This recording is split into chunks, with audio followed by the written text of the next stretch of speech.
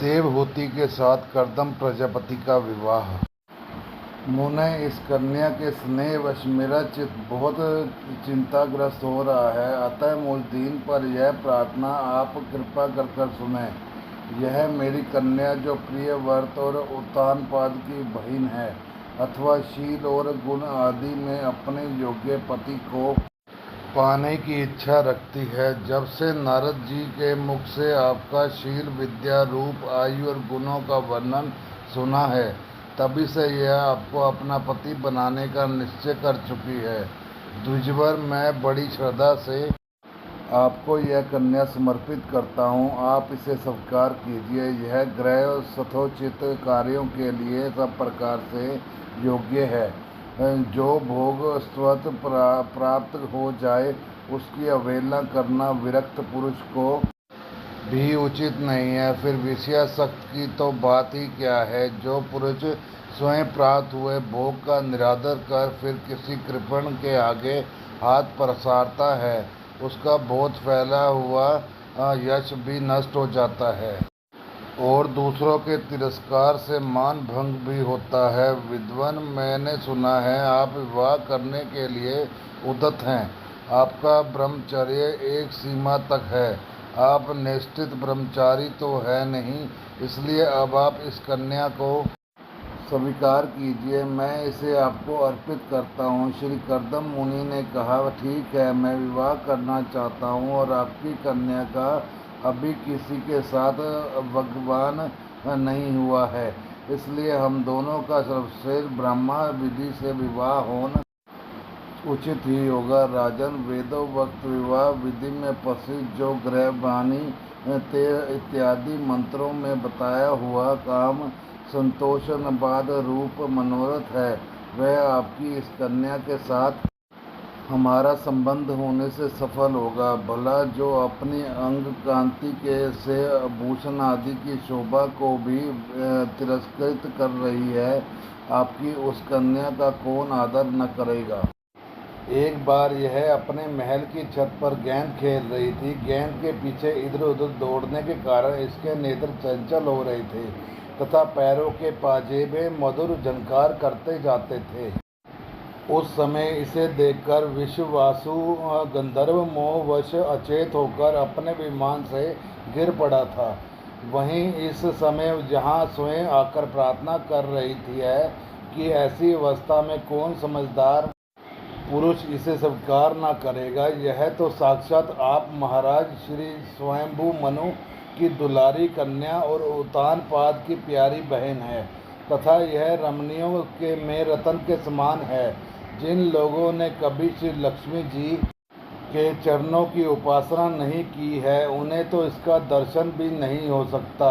अतः मैं आपकी इस साध्वी कन्या को अवश्य स्वीकार करूंगा, किंतु एक शर्त के साथ, जब तक इसके संतान न हो जाएगी तब तक मैं गृहस्थ धर्मानुसार इसके साथ रहूंगा। इसके बाद भगवान के बताए हुए संन्यास प्रधान हिंसा रहित शम दम आदि धर्मों को ही अधिक महत्व दूंगा, जिनसे इस विचित्र जगत की उत्पत्ति हुई है, जिनसे यह लीन हो जाता है और जिनके आश्रय से यह स्थित है। मुझे तो वे प्रजापतियों के भी पति भगवान श्री अनंत ही सबसे अधिक मान्य हैं। मैत्रेय जी कहते हैं, प्रचंड धनुर्धर विदुर अब कर्दम जी केवल इतना ही कह सके, फिर वे हृदय में भगवान कमल लाभ का ध्यान करते हुए मौन हो गए। उस समय उनके मंद हास्य युक्त मुख कमल को देखकर देवहूति का चित्त लुभा गया। मनु जी ने देखा कि इस संबंध से महारानी शत्रुपा और राजकुमारी की स्पष्ट अनुमति है, अतः उन्होंने अनेक गुणों में संपन्न कर्दम जी को उन्हीं के समान गुणवती कन्या का प्रसन्नता पूर्वक दान दिया। महारानी शत्रुपा ने भी बेटी और दामाद को बड़े प्रेम पूर्वक बहुत से बहुमूल्य वस्त्र, आभूषण और ग्रसोचित पात्रादि दहेज में दिए। इस प्रकार सुयोग्य वर को अपनी कन्या देकर महाराज मनु निश्चित हो गए। चलती बार उसका वियोग न सह सकने के कारण उन्होंने उत्कंठावश विलय चलित होकर उनसे अपनी छाती से चिपटा लिया और बेटी बेटी कहकर रोने लगे। उनकी आंखों से आंसुओं की झड़ी लग गई और उन्होंने देवहूति के सिर के सारे बाल भिगो दिए। फिर वे मुनिवर कर्दम से पूछकर उनकी आज्ञा ले रानी के सहित रथ पर सवार हुए और अपने सेवकों सहित ऋषिकुल सेवित सरस्वती नदी के दोनों तीरों पर मुनियों के आश्रमों की शोभा देखते हुए अपनी राजधानी में चले आए। वहाँ ब्रह्मवर्त की प्रजा को यह समाचार मिला कि उसके स्वामी आ रहे हैं। तब वह अनंत आनंदित होकर स्तुति गीत एवं बाजे गाने के साथ आंगनबाड़ी करने के लिए ब्रह्मवर्त की राजधानी से बाहर आई। सब प्रकार की संपदाओं से युक्त ब्रह्मवती नगरी मनु जी की राजधानी थी, जहाँ पृथ्वी को रसातल से ले आने के पश्चात वह शरीर कांपते समय श्री वराह भगवान के रोम झड़कर गिरे थे। वे रोम में ही निरंतर हरे भरे रहने वाले कुश और कास हुए, जिसके द्वारा मुनियों ने यज्ञ में विघ्न डालने वाले दैत्यों का तिरस्कार कर भगवान यज्ञ पुरुष की यज्ञों द्वारा आराधना की है। महाराज मनु ने भी श्री वराह भगवान से भूमि रूप निवास स्थान प्राप्त होने पर इसी स्थान में कुश और कास की बही चटाई बिछाकर श्री यज्ञ भगवान की पूजा की थी।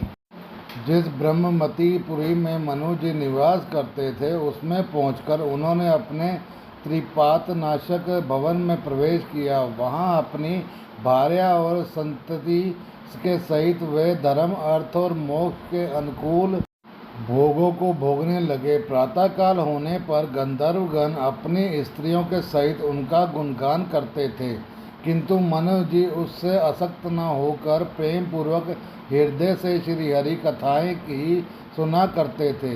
वे इच्छा अनुसार भोगों का निर्माण करने में कुशल थे, किंतु मननशील और भगवत परायण होने के कारण भोग उन्हें किंचित भी विचलित नहीं कर पाते थे। भगवान विष्णु की कथाओं का श्रवण, ध्यान, रचना और निरूपण करते रहने के कारण उनके मनमंत्र को व्यतीत करने वाले क्षण कभी व्यर्थ नहीं जाते थे। इस प्रकार अपनी जागृत आदि तीनों अवस्थाओं तथा तीनों गुणों के अभिभूत करके उन्होंने भगवान वासुदेव के कथा प्रसंग में अपने मनमंत्र के 71 चतुर्युग पूरे कर दिए। व्यास नंदन विदुर जी, जो पुरुष श्री हरि के आश्रित रहता है, उसे शारीरिक, मानसिक, वैदिक, मनुष्यिक तथा भौतिक दुख किस प्रकार कष्ट पहुंचा सकते हैं। मनु जी निरंतर समस्त प्राणियों के हित में लगे रहते थे। मुनियों के पूछने पर उन्होंने मनुष्यों के तथा समस्त वर्ण के और आश्रमों के अनेक प्रकार के मंगलमय धर्मों का भी वर्णन किया, जो मनु संहिता के रूप में जब भी उपलब्ध है। जगत के सर्वप्रथम सम्राट महाराज मनु वास्तव में कीर्तन के योग्य थे। यह मैंने उनके अद्भुत चरित्र का वर्णन किया। अब उनकी कन्या देवहूति का प्रभाव सुनो। कर्दम और देवहूति का विहार। श्री मैत्रेय जी ने कहा, विदुर जी, माता पिता के चले जाने पर पति के अभिप्राय को समझ लेने में कुशल साध्वी देवहूति कर्दम जी की प्रतिदिन प्रेम पूर्वक सेवा करने लगी। ठीक उसी तरह जैसे श्री पार्वती जी भगवान शंकर की सेवा करती हैं। उनसे काम, वासना, दंभ, द्वेष, लोभ, पाप और मद का त्याग कर बड़ी सावधानी और लगन के साथ सेवा में तत्पर रहकर विश्वास, पवित्रता, गौरव, संयम, सुरूपा, प्रेम और मधुर भाषणादि गुणों से अपने परम तेजस्वी पति देव को संतुष्ट कर लिया। देवहूति समझती थी कि मेरे पति देव देव के से भी बढ़कर हैं, इसलिए वह उनसे बड़ी बड़ी आशाएं रखकर उनकी सेवा में लगी रहती थी। इस प्रकार बहुत दिनों तक अपना अनुवर्तन करने वाली उस मनु पुत्री की वृत्तांति का पालन करने से दुर्बल हुई देख देव ऋषि श्रेष्ठ कर्दम को दयावश कुछ खेद हुआ और उन्होंने उससे प्रेम गदगद वाणी में कहा।